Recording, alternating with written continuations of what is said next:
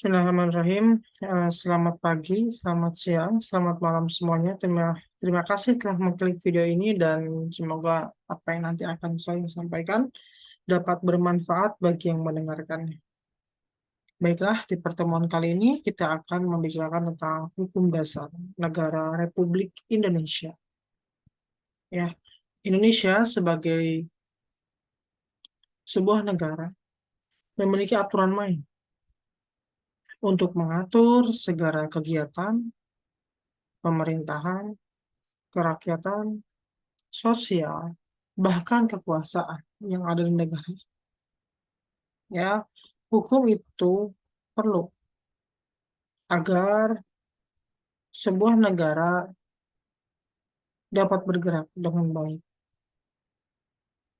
Dan tentu sebagai warga negara kita perlu tahu, memahami, dan mengikuti hukum itu dengan baik. Karena hukum dasar negara Republik Indonesia dibuat demi tercapainya tujuan dan cita-cita bangsa ini. Ya, demi untuk menjalankan dan memberikan rasa aman, nyaman, hidup bersosial di masyarakat. Ya, baik. Hukum Dasar Negara Republik Indonesia atau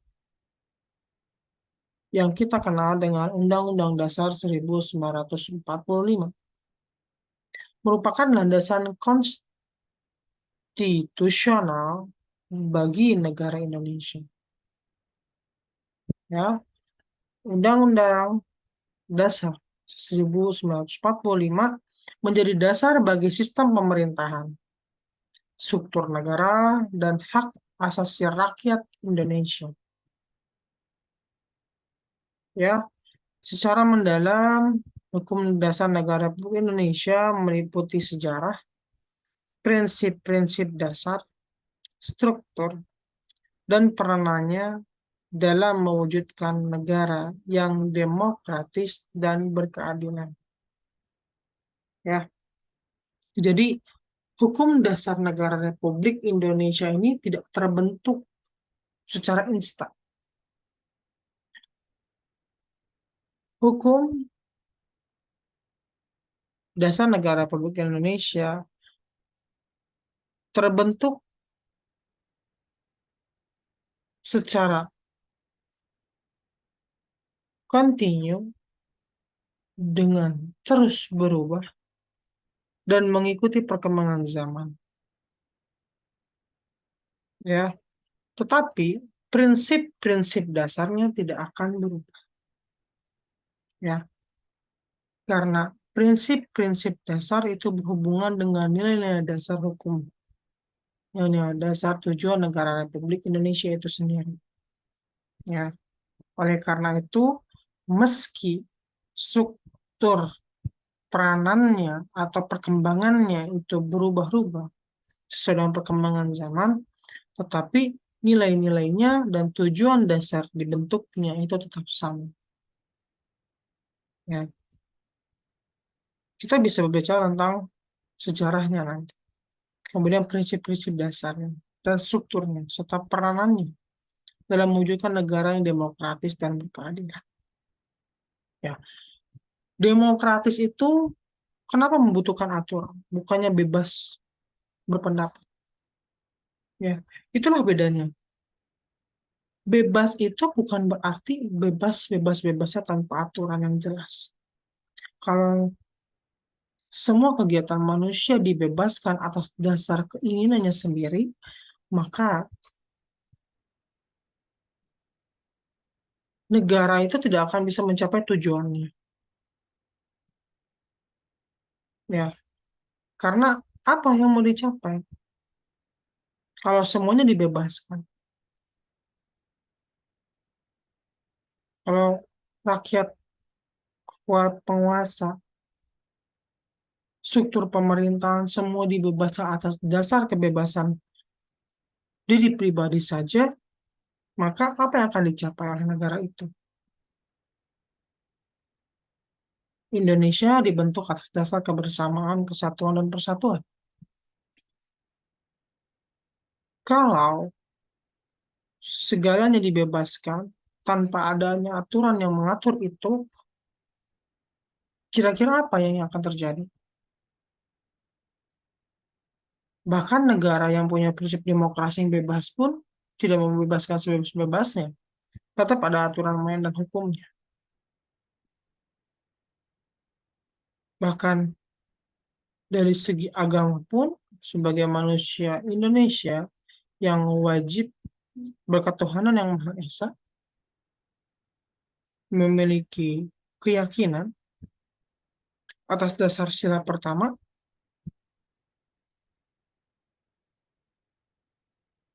punya aturan mainnya sendiri, punya hukum yang diikuti oleh para pengikutnya.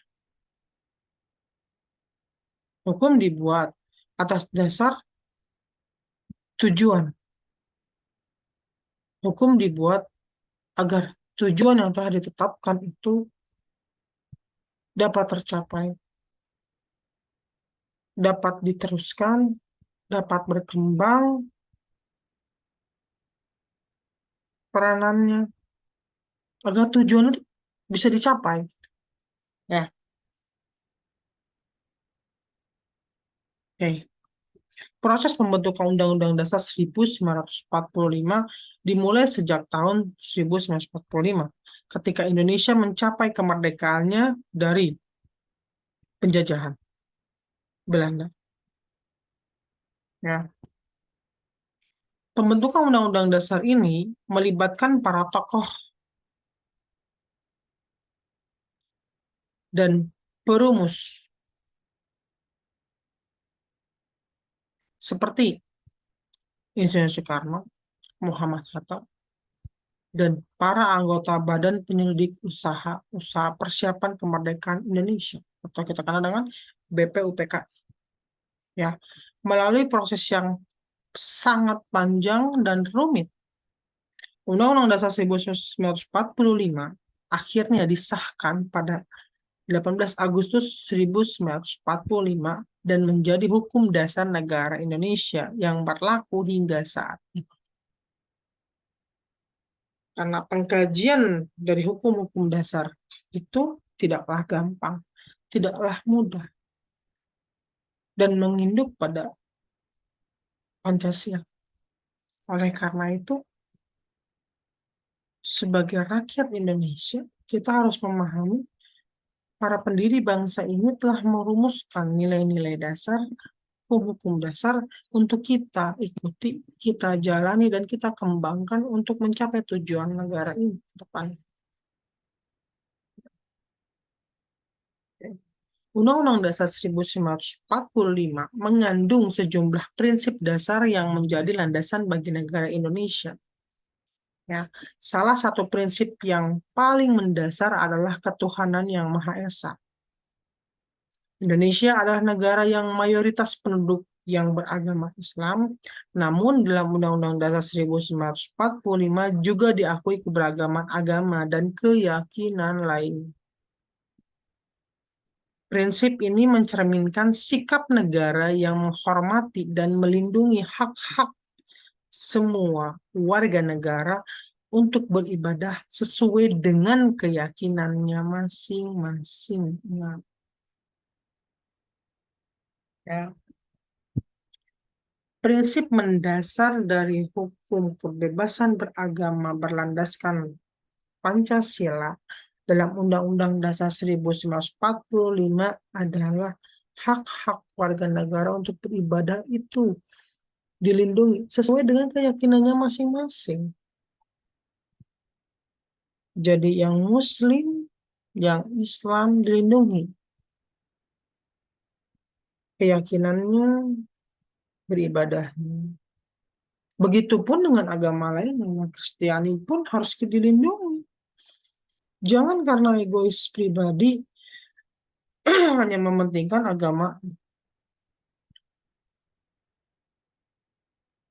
satu atau dua saja yang dipentingkan. Padahal dalam prinsip dasarnya, hukum dasar negara Republik Indonesia itu melindungi hak-hak semua warga negara untuk beribadah sesuai dengan keyakinannya masing-masing. Bukan hanya Muslim yang dilindungi, Kristiani, Hindu, Buddha. Semuanya memiliki hak yang sama.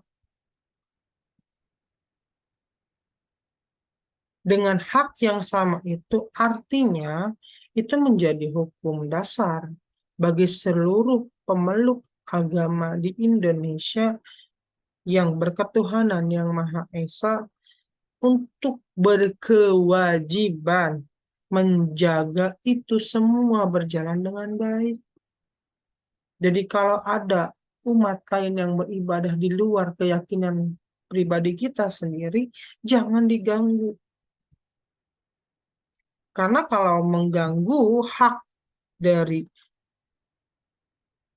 warga negara yang lain, yang berketuhanan yang Maha Esa, kita sama saja telah melanggar hukum. Toh kita sendiri tidak mau diganggu ibadahnya, kenapa kita berpikir harus mengganggu ibadah orang lain? Kalau sampai kita berpikiran bahwa melihat orang lain beribadah itu bisa mengganggu ibadah kita, berarti sebenarnya mungkin kita masih belum meyakini keyakinan yang kita yakini. Karena kalau kita meyakini apa yang kita yakini sebagai makhluk Tuhan yang Maha Esa, meyakini keesaan Tuhan yang kita yakini sendiri, kita tidak akan goyah dan mengganggu ibadah orang lain. Karena kita tahu dia pun punya hak yang sama seperti kita. Dan kewajiban kita untuk menjalankan itu, untuk menjaga itu, kan sesuai dengan nilai dasar Pancasila, sila pertama. Ya, kemudian prinsip demokrasi juga menjadi landasan utama dalam Undang-Undang Dasar 1945. Pemerintah Indonesia didasarkan pada sistem demokrasi yang melibatkan partisipasi aktif rakyat dalam pengambilan keputusan politik. Hal ini tercermin dalam penyelenggaraan pemilihan umum secara periodik untuk memilih wakil rakyat di tingkat nasional, provinsi, dan kabupaten kota. Ya, prinsip kedaulatan rakyat juga menjadi salah satu prinsip penting dalam Undang-Undang Dasar 1945. Ya, kedaulatan negara berada di tangan rakyat yang diwujudkan melalui pemilihan umum dan partisipasi aktif dalam kehidupan politik dan sosial. Demokrasi, pemilihan umum menjadi salah satu bagian penting dari penyelenggaraan hukum di Indonesia. Ya, sebagai rakyat, kita harus memahami betul bahwa setiap keputusan di negara ini berjenjang.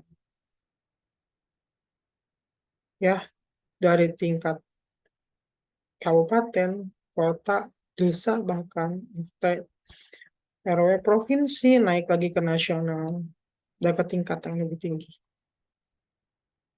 Ya, artinya apa? Artinya kita harus paham bahwa setiap kebijakan itu ditentukan dari bagaimana rakyatnya itu memilih orang-orang yang akan menjalankan roda hukum itu. Bukan dari berdasarkan kita suka saja sama orang itu. Tapi orang yang benar-benar memahami prinsip dasar hukum negara Republik Indonesia dan memahami nilai-nilai Pancasila itulah yang harus kita pilih.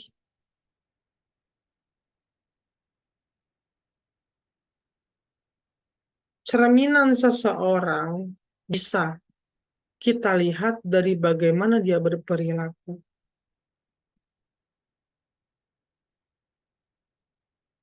sebagai rakyat, kita juga harus berperilaku seperti itu. Terlepas dari bagaimana dia mencitrakan dirinya, bahwa pemimpin yang kita pilih lewat pemilihan umum sebagai salah satu bagian dari demokrasi yang akan menentukan kedaulatan negara ini tentu berada di tangan rakyat. Jadi kalau kita tidak memahami dan salah memilih, kemudian menyalahkan sistem yang ada setelah dia memimpin, sepertinya itu kurang bijak.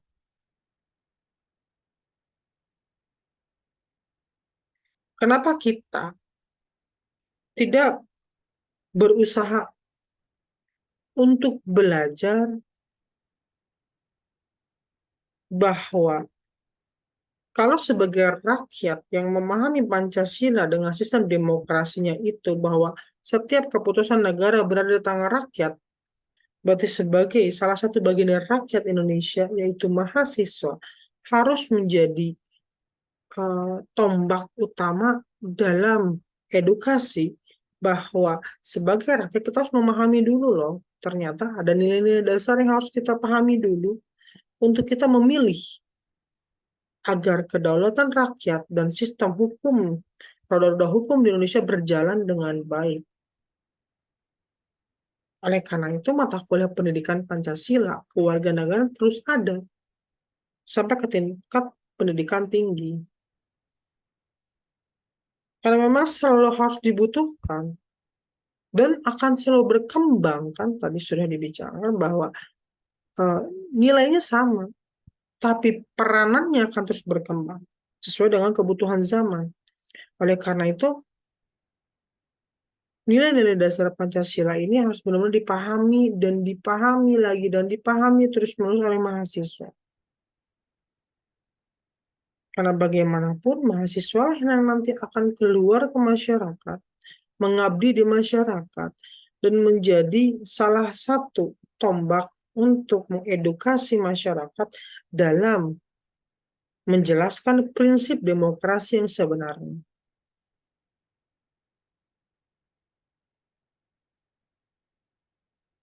Karena kedaulatan rakyat itu dapat kita capai kalau kita sebagai rakyat juga memahami bagaimana cara memilih yang sebaik-baiknya sesuai dengan yang seharusnya. Begitu. Ya, oke. Undang-Undang Dasar sebagai hukum dasar. Sebagai hukum dasar tertulis, Undang-Undang Dasar dalam kerangka aturan atau tata tingkat norma hukum yang berlaku menempati kedudukan yang tinggi, yang mempunyai fungsi sebagai alat pengontrol bagi norma hukum yang kedudukannya lebih rendah. Ya. Selain dari Undang-Undang Dasar sebagai hukum dasar tertulis, masih ada hukum lainnya yang tidak tertulis, yaitu yang dalam penjelasan Undang-Undang Dasar dinyatakan sebagai aturan-aturan dasar yang tidak tertulis yang dikenal dengan sebutan konvensi. Ya, konvensi ini merupakan aturan-aturan pelengkap yang mengisi kekosongan yang timbul dalam praktek kenegaraan yang tidak terdapat pada Undang-Undang Dasar. Ya, jadi karena hukum itu terus berkembang dan harus langsung dijalankan, terkadang ada aturan-aturan yang tertulis untuk mendukung aturan itu, agar aturan itu bisa langsung berjalan. Ya, kenapa itu diperlukan? Karena ingat, zaman itu bergerak. Ya, sedangkan birokrasi itu tidak akan secepat perkembangan zaman sebenarnya. Ya, buktinya saja dengan teknologi yang sekarang semakin canggih, tetap saja birokrasi berjenjang. Oleh karena itu dibutuhkan aturan tidak tertulis yang tetap menginduk pada aturan yang tertulis untuk menjalankan aturan itu dengan baik. Ya. Oke, kedudukan, fungsi, dan sifat Undang-Undang Dasar 1945. Ya, Undang-Undang Dasar merupakan hukum negara yang tertinggi di antara peraturan perundang-undangan lainnya yang mempunyai sifat elastis, fleksibel, dapat saja mengalami perubahan, tambahan, penyempurnaan demi menyesuaikan dengan perkembangan zaman. Ya, meskipun Undang-Undang Dasar 1945 hasil amandemen terkesan kaku serta mempunyai fungsi sebagai alat kontrol, apakah norma hukum yang lebih rendah yang berlaku sesuai atau tidak dengan ketentuan Undang-Undang Dasar 1945? Ya, kedudukan Undang-Undang Dasar 1945 dapat dilihat sebagai pondasi dari segala segi kehidupan berbangsa dan bernegara di Indonesia. Pasal 1 ayat 1 Undang-Undang Dasar 1945 menyatakan negara Indonesia adalah negara hukum yang merdeka, bersatu, berdaulat, adil dan makmur. Ya, dengan demikian Undang-Undang Dasar 1945 menegaskan bahwa Indonesia adalah negara yang diatur oleh hukum dan menjunjung tinggi supremasi hukum. Undang-Undang Dasar 1945 adalah konstitusi tertulis yang mengandung semua asas dan kaidah tentang negara hukum, kekuasaan, dan hak asasi manusia. Ya. Negara hukum berarti negara yang bergerak dengan aturan hukum yang ada. Kemudian kekuasaan di negara ini mau dari tingkat terendah sampai tingkat tertinggi, bahkan dari pergerakan sosial, rakyatnya, semua struktur rakyat yang ada, itu ada hukumnya, diatur oleh undang-undang, tidak bebas-bebasnya. Presiden sebagai pemimpin negara tertinggi di Indonesia, sebagai panglima tertinggi juga, tetap dia berada dalam batasan-batasan yang diatur oleh undang-undang itu sendiri. Begitupun kita mahasiswa, ya, bahwa mahasiswa juga harus memahami bahwa setiap kegiatan kalian itu tidak bebas. Setiap ucapan kalian itu tidak bebas. Setiap pergerakan yang kalian lakukan tidak bebas. Tapi harus mengikuti sistem yang ada. Karena sistem itu dibuat agar semuanya menjadi lebih baik. Ya, contohnya adalah begini. Universitas itu memiliki aturan, ya, sistem hukumnya sendiri. Dan sebagai penyelenggara, dosen, mahasiswa, aktivitas akademika mengikuti itu agar roda hukum di universitas itu berjalan dengan baik. Contohnya adalah kemarin kita UTS. Ya, UTS sudah ada tanggalnya, sudah ada aturan jam mainnya berapa, sudah aturan soalnya harus seperti apa, mengumpulkannya di mana. Nah, itu sistem yang dibuat. Ketika ada mahasiswa yang mengikuti sistem itu dengan baik, maka dia mengikuti hukum di universitas itu dengan baik.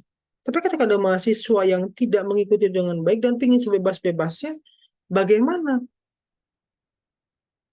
Tetap tidak bisa dijalankan karena sebagai mahasiswa, sivitas, bahkan dosen sekalipun hanya mengikuti sistem yang ada.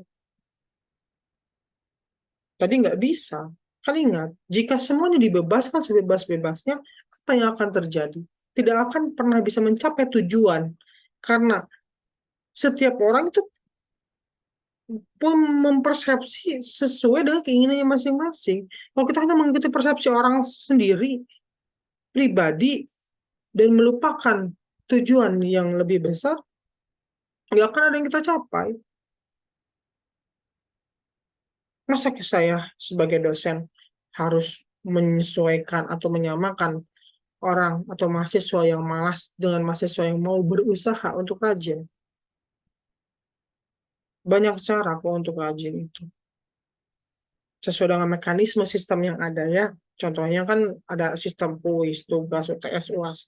Ketika komponen itu diselesaikan oleh mahasiswa sesuai dengan sistem hukum yang ada, maka berhak dia mendapatkan nilai bagus.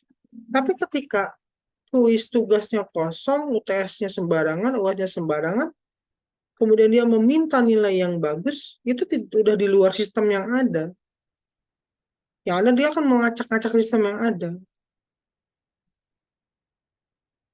Nah, itulah gambaran kenapa konstitusi itu, hukum dasar negara Republik Indonesia itu harus dipahami sistem bergeraknya. Agar kita tidak saling menyalahkan, tapi kita bisa mengkritisi dalam tingkat yang sesuai dengan bidang keilmuan kita. Komunikasi, manajemen, akuntansi, sistem informasi, sistem komputer. Ya, kalian mahasiswa harus memahami baik bahwa kami itu mahasiswa, kami punya bidang ilmu, maka kritiklah sesuai dengan bidang ilmu dan kajian masing-masing.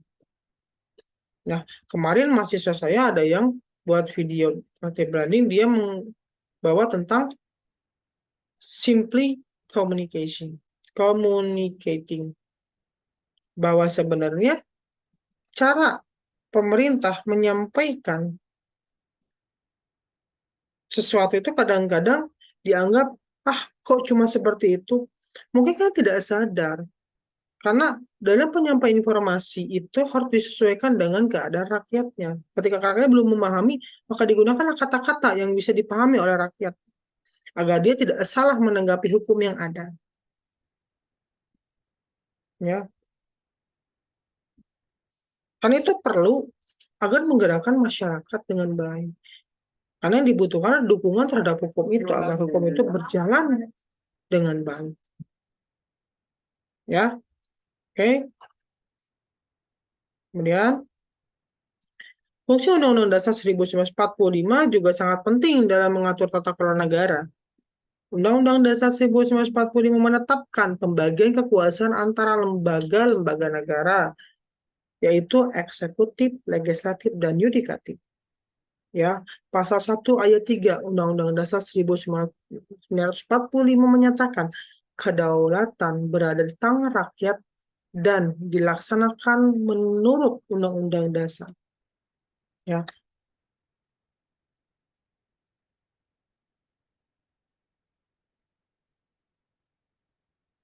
Kedudukan Undang-Undang Dasar 1945 sebagai hukum dasar negara, fungsi dalam mengatur tata kelola negara, serta sifatnya yang unik dan mencerminkan karakteristik bangsa Indonesia menjadikannya sebagai pijakan utama bagi negara Indonesia dalam menjalankan kehidupan berbangsa dan bernegara. Ya, melalui sistem-sistem yang ada, bahwa dapat dipahami hukum itu adalah aturan umum yang dibuat untuk mencapai tujuan khusus, yang agar hukum itu dapat dijalankan oleh rakyatnya masing-masing. Ya, sebagai rakyat Indonesia, sebagai mahasiswa, kita harus benar-benar memahami bahwa hukum itu nggak akan berjalan dengan baik kalau rakyatnya juga tidak memahami itu dengan baik. Karena siapa yang akan menjalani hukum kalau bukan rakyatnya? Karena jika dihitung, yang menyelenggarakan negara itu tidak ada apa-apanya dengan banyaknya rakyat Indonesia. Silakan dihitung jumlahnya. Jadi tanpa rakyat Indonesia memahami konstitusi dengan baik, yudikatif dengan baik, legislatif dengan baik, konteks hukum dengan baik, bagaimana roda itu bergerak, itu tidak akan membuat hukum itu berjalan dengan baik justru. Oleh karena itu, agar hukum negara kita bergerak dengan baik, dengan mencapai tujuan negara Indonesia, dan dapat terus berkembang sesuai dengan perkembangan zaman dengan baik pula, maka sebagai mahasiswa, kita harus dapat benar-benar memahami konteks hukum. Ya, Pancasila sebagai nilai dasarnya, Undang-Undang Dasar 1945 sebagai dasar hukumnya harus kita pahami benar dan harus kita ikuti dengan baik. Ya, baiklah. Terima kasih telah mengklik video ini. Kurang lebihnya saya mohon maaf. Semoga apa yang saya sampaikan dapat bermanfaat bagi yang mendengarkan. Ya, ingat, negara tanpa rakyat itu tidak akan bisa bergerak. Oleh karena itu, jadilah dan belajarlah agar menjadi rakyat yang memahami tujuan dari negara itu diciptakan. Bagi kita, warga Indonesia, harus memahami bahwa Indonesia itu punya cita-cita. Dan hukum dibuat bukan untuk mengekang, tapi untuk mengatur kita agar kita mencapai tujuan yang sama. Ya, terima kasih semuanya. Semoga video perkuliahan ini menjadi bahan pembelajaran yang sangat baik. Ya, tidak ada niat untuk menjatuhkan, untuk menghina siapapun. Terima kasih semuanya. Assalamualaikum warahmatullahi wabarakatuh.